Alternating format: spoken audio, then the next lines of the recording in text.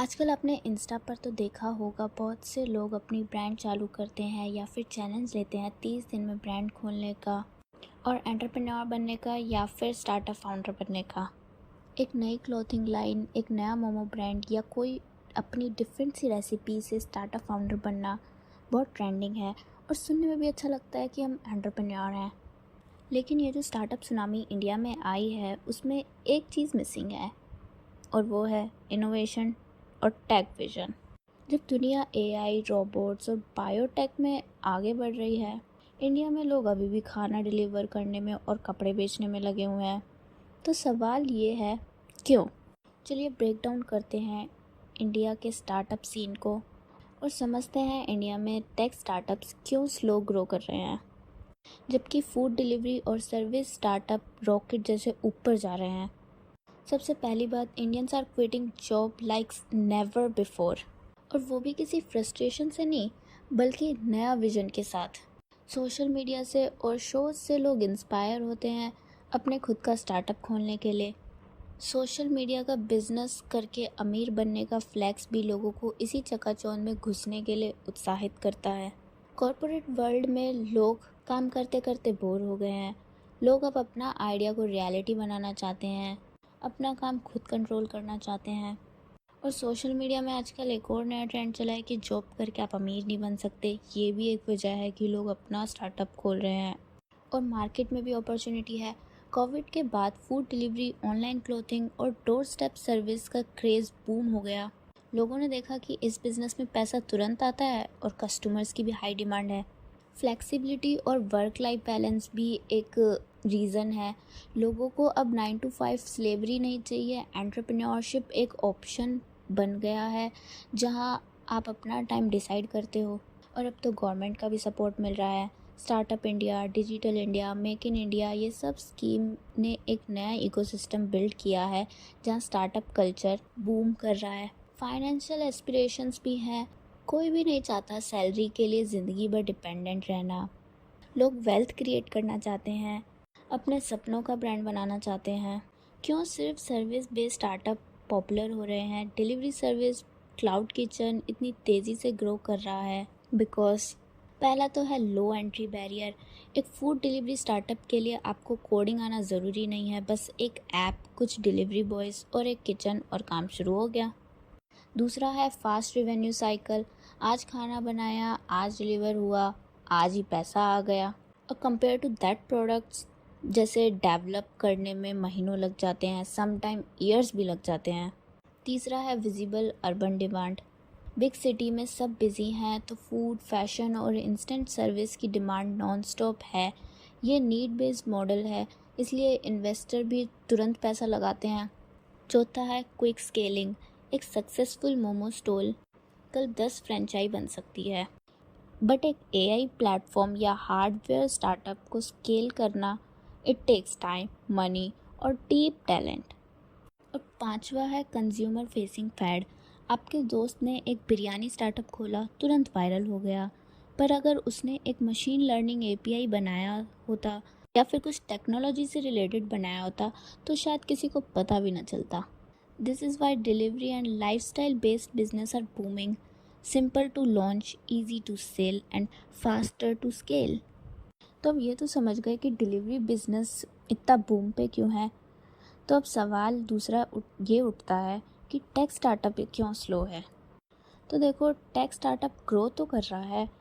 India ने 2025 में $2.5 billion take funding attract किया है, लेकिन फूड डिलीवरी और सर्विस बेस्ड स्टार्टअप्स का ग्लैम ज़्यादा है।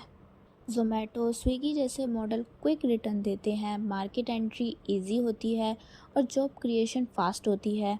तो रियलिटी ये है, टेक भी ग्रो कर रहा है लेकिन हर्डल ज़्यादा है उसमें। पहला है funding access. Tier 2, tier 3 cities के स्टार्टअप को सीड फंडिंग तक नहीं मिलती।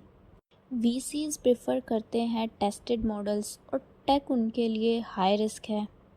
दूसरा है complex compliance, data laws, GST, cross border compliance, ये सब नेविगेट करना छोटी टीम के लिए नाइटमेयर बन जाता है। तीसरा है इंफ्रास्ट्रक्चर और कनेक्टिविटी। टेक स्टार्टअप्स को labs, data centres fast internet चाहिए जो हर जगह इजीली अवेलेबल नहीं है। चौथा है talent crunch, AI, semiconductor, biotech जैसी फील्ड में स्किल्ड लोग अवेलेबल नहीं हैं या फिर बाहर चले जाते हैं फॉरेन कंट्रीज़ में। Brain drain.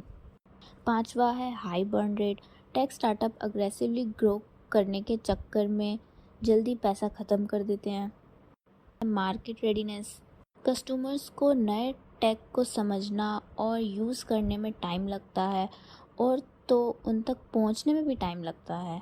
जबकि फूड डिलीवरी इजी है but AI driven enterprise tool not so much. ये सब फैक्टर मिलके टेक इनोवेशन को स्लो कर देते हैं despite talent and ideas being present. और आपने कहीं ना कहीं ये एक और इशू सुना होगा कि इंडिया से कोई ग्लोबल ब्रांड नहीं आता। इंडिया के पास कोई सैमसंग, आइकिया या टोयोटा जैसे ग्लोबल ब्रांड कंज्यूमर नहीं है। The US is home to tech giants like Apple and Amazon, and South Korea's Samsung is global leader in electronic. Italy and France is famous in luxury fashion. But क्या India में quality नहीं है या फिर talent नहीं है? तो इसका जवाब है नहीं। इंडिया में टैलेंट भी है, क्वालिटी भी है, बट प्रॉब्लम है फोकस और नरेटिव्स की। Indian companies mostly local market पे ही फोकस रहता है। ग्लोबल एक्सपेंशन रिस्की लगता है। क्वालिटी परसेप्शन भी इशू है। बाहर के कंज्यूमर इंडिया के प्रोडक्ट को चीप समझते हैं और इंडिया का लोकल मार्केट ही इतना बड़ा है कि लोग वहीं सेट हो जाते हैं।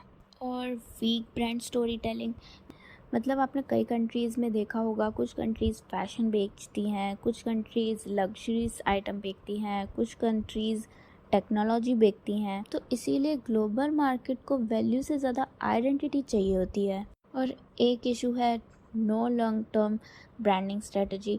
ब्रांड शॉर्ट टर्म गोल लेके ग्लोबल मार्केट में घुसते हैं बिना क्लियर पोजीशनिंग के और उसका रिजल्ट ग्लोबल प्रेजेंस ही नहीं बन पाती। तो क्या इंडिया का स्टार्टअप सेंस फ्लॉड है? नहीं, बट इम्बैलेंस ज़रूर है। जब तक हम सिर्फ फूड डिलीवरी और कंज्यूमर सर्विस तक लिमिटेड रहेंगे, इंडिया ग्लोबल इनोवेशन रेस में पीछे रहेगा। आगे बढ़ने के लिए हमें चाहिए रियल इन्वेस्टमेंट इन टेक, R&D और infrastructure, better branding and global story telling, risk लेने का mindset beyond quick profit, youth को push towards long term tech innovation. और ऐसा भी नहीं है कि इंडिया में कोई बड़ी ब्रांड या कंपनी नहीं है। इंडिया के पास भी बहुत बड़ी बड़ी ब्रांड्स हैं। टाटा है, रिलायंस है, इन हिंदुस्तान यूनिलीवर है। But in this video we are talking about startup and those entrepreneur who inspire from social media. और अपने थॉट कमेंट्स में लिखना और वीडियो को शेयर करना। तब तक के लिए टाटा, बाय बाय।